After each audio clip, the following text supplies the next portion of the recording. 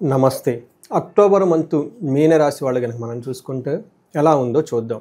మీనరాశి వాళ్ళకి ఓవరాల్‌గా ఈ సంవత్సరం అంత అనుకూలంగా లేదు. దానికి కారణం వీళ్ళకి ఏలినాటి శని రెండో ఫేజ్‌లో ఉండటంతో ఒక ప్రాబ్లమ్. రెండోది మేజర్ గ్రహాలు ఏవైతే ఉన్నాయో శని కానివ్వండి, తర్వాత రాహుకేతువులు కానివ్వండి, గురువు కానీ అంతా ప్రతికూలంగా ఉన్నాయి ఈ గ్రహాలన్నీ. దీనితో మీనరాశి వాళ్ళందరూ చాలా ఇబ్బందులు పడిపోతూ ఉన్నారు. పర్టికులర్‌గా ఉత్తరాభాద్ర నక్షత్రం కానివ్వండి, రేవతి నక్షత్రం కానీ చాలామందికి బిజినెస్లో లాసులు రావటము, భార్యాభర్తల మధ్య గొడవలు రావటము, భార్యాభర్తల మధ్య అనవసరమైన మూడవ వ్యక్తి లేదంటే వేరే వాళ్ళు ఇంటర్ఫేర్ అవటం, వాళ్ళతో గొడవలు రావటం, ఇవన్నీ జరుగుతుంతో పాటు చాలామందికి జాబులు పోవటము, రిజిగ్నేషన్లు చేయటం ఇవన్నీ జరుగుతూ ఉన్నాయి. మీనరాశితో పాటు ఇంట్లో ధనుసు రాశి వాళ్ళు ఉన్నా, కుంభరాశి వాళ్ళు ఉన్నా, మేషరాశి వాళ్ళు ఉన్నా, పర్టికులర్గా సింహరాశి వాళ్ళు ఎవరైనా ఉన్నా కానీ ప్రాబ్లం చాలా అధికమయ్యి సిచ్యువేషన్స్ అంతా అవుట్ ఆఫ్ కంట్రోల్ అయిపోయేసి ఇబ్బందులు పడిపోతూ ఉన్న వాళ్ళు చాలామంది ఉన్నారు. భార్యాభర్తల మధ్య చాలామంది సపరేషన్స్ అవుతూ ఉన్నారు. బిజినెస్ చేసేవాళ్ళు బిజినెస్లు క్లోజ్ చేసుకుంటూ ఇబ్బంది పడిపోతూ ఉన్నవాళ్ళు చాలామంది ఉన్నారు. చాలా ఎక్స్ట్రీమ్గా కండిషన్స్ ఉన్నాయి.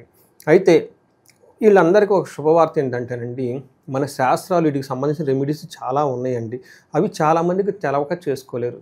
శని యొక్క పెట్టే బాధల నుంచి ఇబ్బందులు పడిపోతూ ఉంటారు. కొన్ని స్తోత్రాలు, కొన్ని మంత్రాలు మీరు జపం చేయాలి, కొన్ని మీరు చేయలేరు. ఇవి వేద మంత్రాలు, దానికి పెద్ద ప్రొసీజర్ కావాలి. ఇవన్నీ కనుక చేసుకుంటూ ఉంటే ఈ యొక్క శని పెట్టే బాధల నుంచి 70% వరకు వాటి యొక్క తీవ్రతను మీరు తగ్గించుకొని హ్యాపీగా ఉండొచ్చు.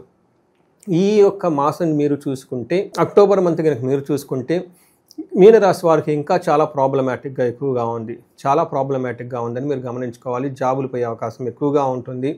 ధన ప్రవాహం అయితే అసలు రాదు. చాలా కష్టమైన టైం అనే పరిస్థితుల్లో మీరున్నారు. కానీ మీకు ఒక లక్, అదృష్టం ఏమంటే అక్టోబర్ మాసంలో 2 ముఖ్యమైన పండుగలు కూడా ఉన్నాయి. చక్కగా దసరా, దీపావళి ఎంతో ఆధ్యాత్మికంగా జరుపుకోండి. ఎవరైతే ఉన్నారో దసరా నవరాత్రుల పాటు చక్కగా నిష్టగా చేయండి.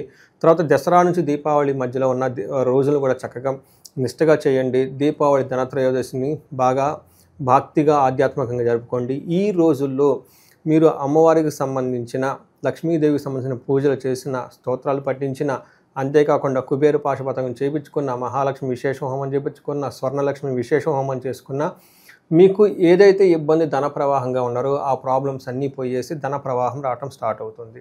శని యొక్క బాధలు కూడా చాలా వరకు తగ్గించుకునే పరిహారాలు ఉన్నాయి. ఇవి ఎవరైతే చూస్తున్నారో, ఫీల్ అవుతున్నారో, ఇలాంటి ప్రాబ్లమ్స్ మీరు కనుక ఫేస్ చేస్తూ ఉంటే స్క్రీన్ మీద కనిపిస్తున్న నెంబర్ ద్వారా ఒక్కసారి నన్ను రీచ్ అవ్వండి, కన్సల్టేషన్ తీసుకోండి, పరిహారాలు చేసుకొని హ్యాపీగా ఉండొచ్చు. నెక్స్ట్ మీనరాశి వాళ్ళు కనుక చూసుకుంటే ఈ అక్టోబర్ మాసంలో 3 గ్రహాలు మారుతూ ఉన్నాయండి. 3 గ్రహాలు, ఈ 3 గ్రహాలు కూడా వీళ్ళకి ప్రతికూలంగా ఉన్నాయని మనకు చెప్పవచ్చు. ఒకటి, మనకి సంస్కృతంలో మహర్షులు ఏం చెప్తారంటే ఈ రాశి వాళ్ళకి ఈ ప్రస్తుతం ఉన్న కండిషన్లో ఎలా ఉండబోతుందంటే పీడా మృతిం పుత్రలాభం యువత జని బాధ అని చెప్తారు. అంటే ఈ టైంలో సూర్యుడు 8th హౌస్లో ఉండటంతో ఏదో ఒక విధంగా బాధపడుతూ ఉంటారు, శారీరకంగా మానసికంగా. 8th హౌస్లో అగైన్ కుజుడు ఉండటంతో డేంజరస్ టు లైఫ్ మృత్యం అని చెప్తూ ఉంటారు. తర్వాత యువతి జన బాధ, ఎవరైతే లేడీస్ ఉంటారో ఓ యంగ్ గర్ల్ ద్వారా లేదంటే లేడీస్ ద్వారా చక్కగా విపరీతమైన ప్రాబ్లమ్స్ వచ్చే అవకాశం ఎక్కువగా ఉంటుంది. భార్యాభర్తల మధ్య తీవ్ర స్థాయిలో గొడవలకు వెళ్ళిపోయేసి మూడవ వ్యక్తి ఇంటర్ఫేర్ కావడంతో మీ యొక్క రిలేషన్షిప్ చాలా వీక్ అయ్యే అవకాశం ఎక్కువగా ఉంటుంది. మీరు చాలా క్లవర్గా ఉండాలి. ఇవన్నీ మీకు శని పెట్టే బాధలలో భాగంగా అని గమనించుకొని పేషెన్సీగా ఉండటం చాలా ఉత్తమం. అంతేకాకుండా ఈ టైంలో పుత్రుల ద్వారా కానీ సంతానం విషయంలో కూడాను మీకు ఇబ్బందులు వచ్చే అవకాశం ఎక్కువగా ఉంటుంది. ఈ విషయాన్ని గమనించుకొని కొంచెం పేషెన్సీగా, సహనంగా ఈ రాశి వాళ్ళు ఉండటం చాలా ముఖ్యం. 8th హౌస్లో సూర్యుడు ఉండటంతో మనకి మహర్షులు ఏం చెప్తారంటే దుర్దోష శత్రు సంవాదో గమనాగమన వ్యధ దుఃఖవార్తాశ్రుతం చైవ అష్టమస్తే యథారవిహి అని చెప్తారు. అంటే ఈ టైంలో మనస్సు అనేది మీరు చెడు పనులు చేయాలని ఒక ఆలోచన వచ్చేస్తూ ఉంటుంది. తర్వాత శత్రువులతో గొడవలు పడే అవకాశం ఎక్కువగా ఉంటుంది. ప్రయాణాలు చేస్తే ఇబ్బందులు పడే అవకాశం ఎక్కువగా ఉంటుంది. మీకు విచారం కలిగించే వార్తలు వచ్చేస్తాయి. మీరేదో ఎక్స్పెక్టేషన్స్ పెట్టుకొని ఈ బిజినెస్ అవుతుంది, లేదంటే ఈ ప్రాజెక్ట్ వస్తుంది, ఈ జాబ్ వస్తుంది, ఈ ప్రమోషన్స్ వస్తుంది కొన్ని ఏదో ఆశలు పెట్టుకొని ఉంటే అలా ఏదైతే ఆశలు పెట్టుకొని ఉంటారో అది కాకుండా మీకు దాని గురించి చెడు వినే అవకాశం ఎక్కువగా ఉంటుంది. ధనం కూడా కోల్పోయే అవకాశం ఎక్కువగా ఉంటుంది. ఇవన్నీ సూర్యుడు మీకు 8th హౌస్లో ఉండటం వల్ల కొంచెం ప్రాబ్లమ్స్. తర్వాత కుజుడు మీకు అగైన్ 8th హౌస్లోనే ఉండటంతో ఇక్కడ మిక్స్డ్ రిజల్ట్ ఇస్తారు. 1 స్థాననాశనం రుణచ్ఛేదః, మీకున్న పొజిషన్ కోల్పోయే అవకాశం ఎక్కువగా ఉంటుంది. రిజిగ్నేషన్ చేసే అవకాశం ఎక్కువగా ఉంటుంది.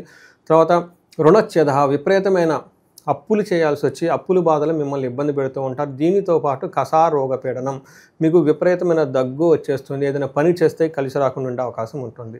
కానీ ఒక్క విషయంలో కొంచెం ఇంపార్టెంట్, ఇన్ని ఇబ్బందులున్న ధన ప్రవాహం ఏదో ఒక విధంగా అయితే మీకు వచ్చేస్తూనే ఉంటుంది. టెంపరీగా ఆ యొక్క మీకున్న ఇబ్బందుల్ని ఆ టయానికి ఏదో విధంగా డబ్బు వచ్చి ఆదుకుంటూ ఉంది.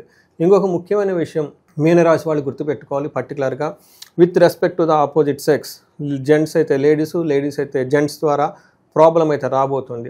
7వ ఇంట్లో శుక్రుడు ఉండటం వల్ల ఏమని చెప్తారంటే కోపస్తదహ భీదిహి సర్వక్లేశ జీవనం స్త్రీ జాడ్యం మేహరోగాది భృగో సప్తమే ఫలం అని చెప్తారు. అంటే ఈ టైంలో మీకు స్త్రీలతో గొడవలు వచ్చే అవకాశం ఎక్కువగా ఉంటుంది. లేడీస్ అయితే జెంట్స్తో గొడవలు వచ్చే అవకాశం ఎక్కువగా ఉంటుంది. ఎప్పుడు ఏదో మానసికంగా దిగులుతో ఉంటారు, భయంగా ఉండి ఎక్కువ ఉంటుంది, విపరీతంగా కోప్పడే అవకాశం ఎక్కువగా ఉంటుంది. అయితే ప్రేమికులు మాత్రం లవ్ బర్డ్స్ ఎవరైనా ఉంటారో వాళ్ళకి లవ్ రొమాన్స్ కొన్ని విషయాల్లో మాత్రం చాలా అనుకూలంగా ఉందని మీరు గమనించుకోవచ్చు. అయితే భార్యాభర్తల విషయంలో ఆ లవ్ వచ్చేసి ఇబ్బంది పడకూడదు, అది చాలా ప్రాబ్లం మీకు క్రియేట్ చేస్తుంది. ఆల్మోస్ట్ మీకు విడిపోయేదాకా అవకాశం కూడా ఉంటుందని గమనించుకోవాలి.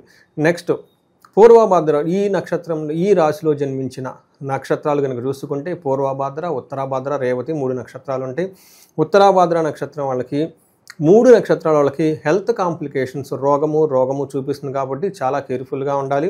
తర్వాత దరిద్రం కూడా చూపిస్తుంది. మీ ఫైనాన్స్ వస్తుంది కానీ అది వచ్చిన డబ్బు మీకు సరిపోక చాలా ఇబ్బంది పడిపోతూ ఉంటారు.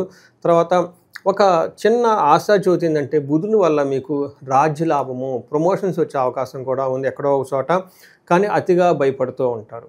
ఫైనల్గా చూసుకుంటే చాలా ప్రాబ్లమ్స్తో ఛాలెంజెస్తో కొంచెం ప్రమోషన్స్ వచ్చే అవకాశము, కొన్నిసార్లు మీకు కొన్ని రాశులకు ఉత్తరాభాద్ర రేవతి వాళ్ళకి కొంచెం లాభప్రదంగా కూడా ఉండే అవకాశం ఎక్కువ ఉంటుంది.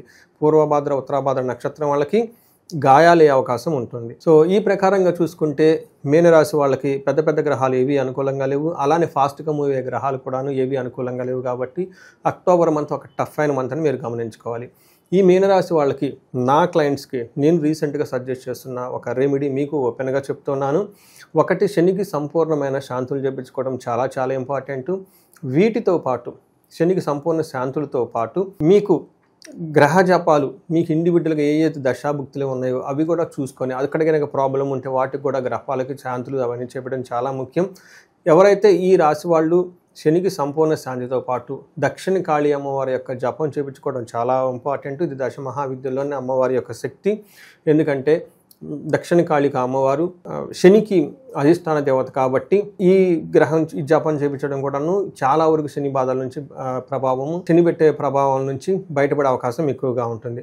అంతేకాకుండా ఈ రాశి వాళ్ళు విపరీతంగా ధనం కోల్పోయే అవకాశం ఎక్కువగా ఉంటుంది, ధనానికి ఇబ్బంది పడే అవకాశం ఎక్కువగా ఉంటుంది, అప్పులు చేసే అవకాశం కూడా ఎక్కువగా ఉంటుంది.